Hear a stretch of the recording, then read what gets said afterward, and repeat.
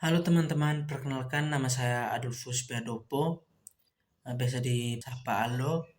Jadi dalam video ini saya ingin bercerita tentang bapak saya.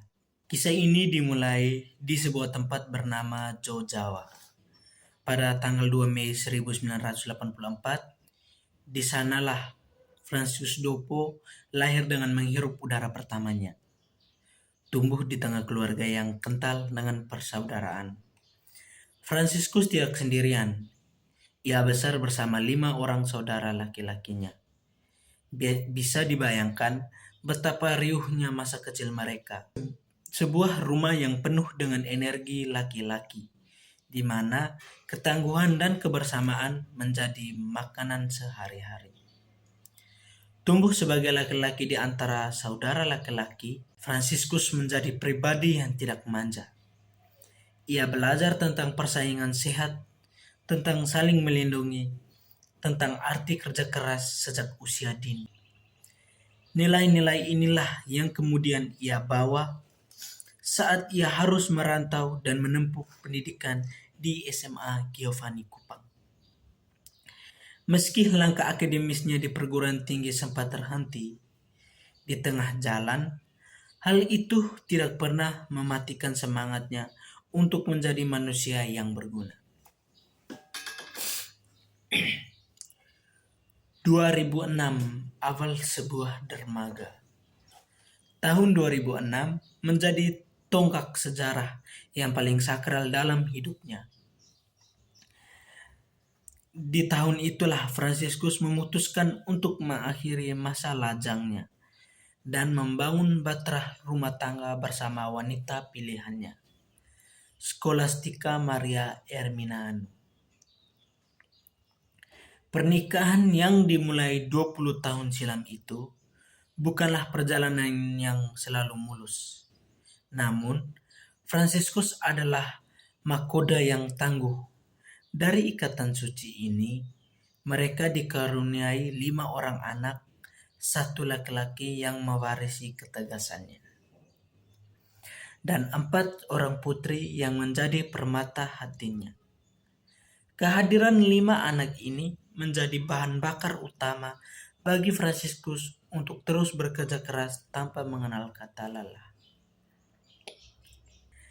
Franciscus Dopo dikenal sebagai sosok yang tidak bisa diam.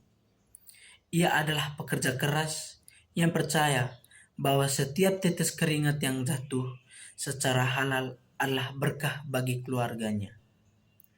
Baginya, rasa lelah adalah teman lama yang selalu ia sapa dengan senyuman. Namun, kerja keras tidak hanya untuk kepentingan perut keluarganya semata. Ada satu sisi dari Bapak yang selalu membekas di hati banyak orang, kedermawaannya. Ia adalah tipe orang yang sulit berkata tidak. Ia melihat sesama sedang dalam kesulitan. Meski mungkin ia sendiri sedang tidak berlebih, Bapak selalu punya cara membantu mereka. Mereka yang membutuhkan tangannya selalu terbuka. Dalam hatinya selalu lapang untuk urusan sosial. Dalam kehidupan sosial maupun keluarga, gesekan dan kerenggangan adalah hal yang lumrah. Namun, disinilah kelebihan utama Franciscus muncul. Sebagai pribadi yang sangat humoris dan cepat akrab, atau dengan siapa saja bapak saya itu akrab. Ia memilih kemampuan ajaib mencairkan suasana. Ketika ada suasana kaku atau pertikaian, Bapak selalu punya cara atau punya lelucon segar berkomunikasi yang unik untuk membuat orang kembali tertawa. Ia adalah jembatan yang unik, jembatan di atas air yang keruh. Ia tidak suka melihat ada tembok pemisah antara teman maupun keluarga.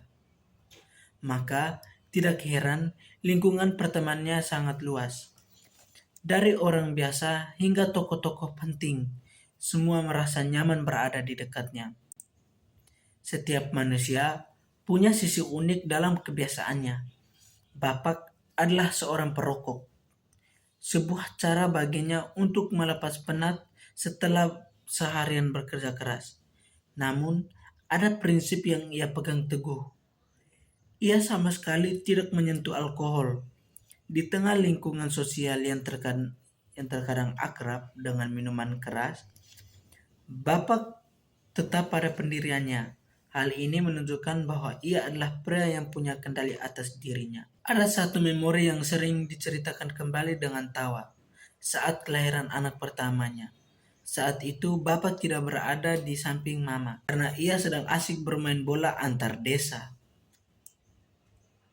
Kejadian itu kini menjadi legenda kecil di keluarga, sebuah pengingat betapa Bapak sangat mencintai aktivitas sosial olahraga. Namun, seiring berjalannya waktu, ia membuktikan bahwa keluarga tetaplah prioritas tertingginya.